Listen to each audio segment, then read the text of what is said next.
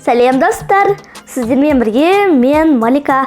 Менің арнама қош келдіңіздер. Бүгін біз сіздермен өте оңай печенье жасаймыз. Видеоны көрмес бұрын менің арнама тіркеліп, лайк басып, қоңыраушаны басып кетіңіздер. Және комментарий қалдыруды ұмытпаңыздар. Бірінші біз бір жұмыртқаның үстіне қант қосамыз. Сосын қант тез еру үшін сары май қосамыз үстінен. Араластырамыз. Сары майды микроволновкаға еріткеннен кейін 1-2 минуттай суыта тұрсаңыздар жақсы болады. Сол кезде біздің жұмыртқаны пісіріп жібермейді. Егер де ыстық күйінде қосатын болсаңыздар, жұмыртқа пісіп кетуі мүмкін. Енді үстіне сүт пен қопсытқышымызды қосып аламыз. Сүт. Сіздерде қопсытқыш жоқ болса, оның орнына сода қолдануға болады.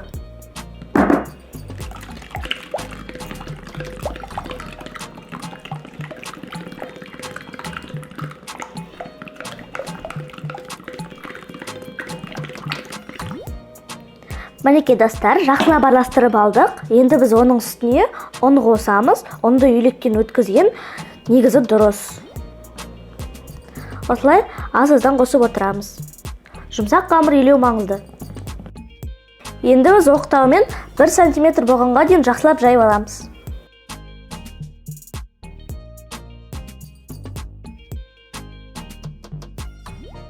Қатты жұқа қылып жібермеген дұрыс, себебі қатты жұқа қылып жіберетін болсаңыздар, сіздердің печеньеңіз қатты қытырлақ болып қалады. 1 см-дей қылып жайғандай дұрыс. Қалыңдығы 1 см-дей болатындай қылып жайып алдым. Енді оны кез келген формамен кесесіздер. Менде осындай стакан. Мінекей. Осылай кесеміз. Сіздер бұдан кішкентай қылсаңыздар да болады, бұдан үлкендеу қылсаңыздар да болады. Мінекей мен барлығын формалап әдемілеп алдым. Енді біз оның бетіне мак себеміз. Егер де сіздерге мак ұнамайтын болса, оны сеппей қоюға да болады. Осылай көп сеппеймін.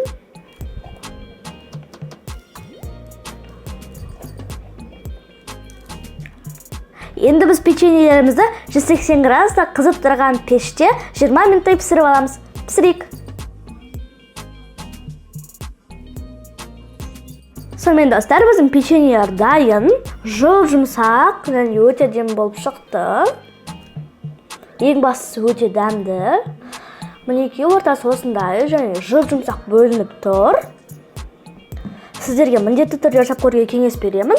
Печенье үйдегі бар заттармен жасалады. Бұған ешқандай сахарный пудра қосудың керегі жоқ. Және де макты орнына кез келген зат қолдана аласыздар. Мысалы, кокосовый стружка, кунжут. Егер де сіздерге рецепт ұнаса, лайк басып, қоңыраушаны басып, арнама тіркеліп кетіңіздер. Ендеше ас дәмді болсын. Сау болыңыздар.